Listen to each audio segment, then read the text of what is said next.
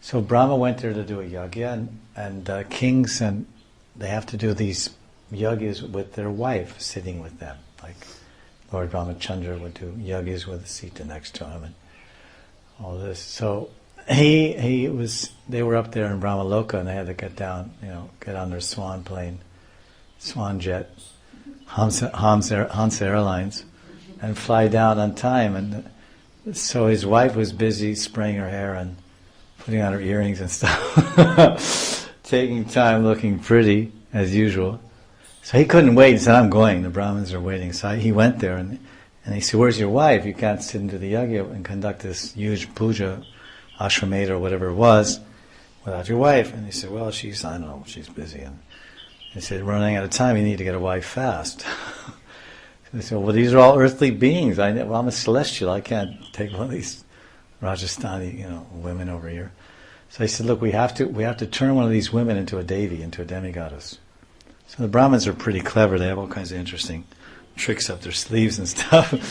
So they said, "Listen, we'll go to this nearby village. There's some cowherd people there, because their Pushkar is like, out in the kind of desert and country place."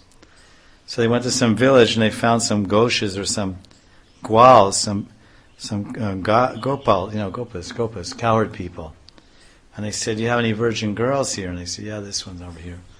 They said, "Look, we just have to borrow her for a little while for this puja." And so they gave a bunch of donations and saris and stuff, and they took her. And then when they got there, they had one cow, and then they put her in the mouth of the cow.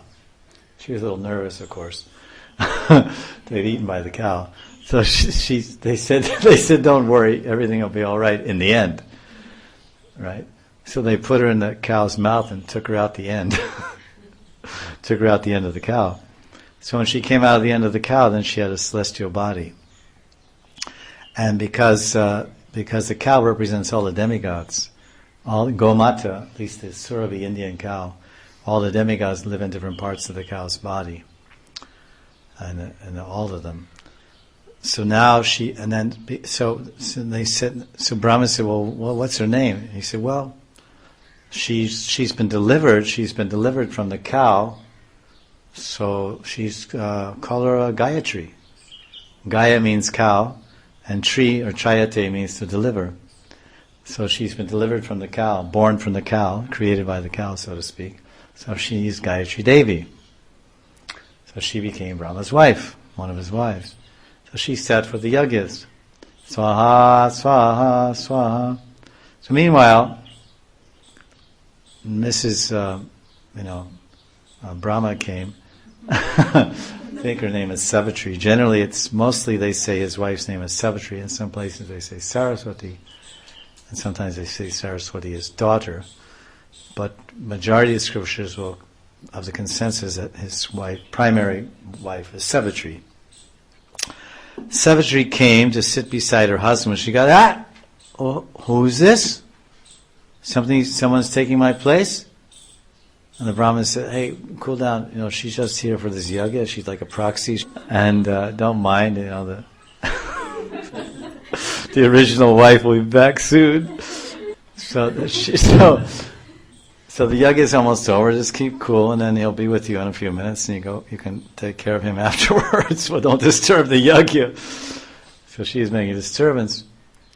So then the yagya was over, and then Gayatri, I don't know, whatever, she just became part of the firmament of demigods or something, his wife or whatever.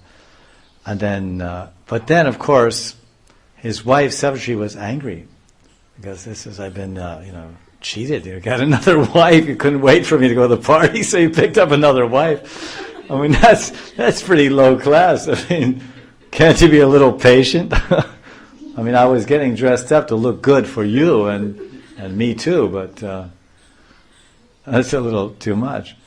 So she got angry, and then she was giving her husband a sauce. She was yelling at him, so then she cursed him. She said, "You rascal!" She said, "You come all the way here to the middle of the desert from the heavenly planets to do this puja because this is such an auspicious religious dharmic punya place, and you don't even take me along, and I missed the whole auspicious event. So I curse you that the only place in the world that you'll be worshipped is Pushkar, No place else on this planet will you and Brahma be worshipped anywhere. That's a fact. Curse holds true. Every other demigod, Varuna, is worshipped in different places, and every demigod is worshipped in different states. But not her.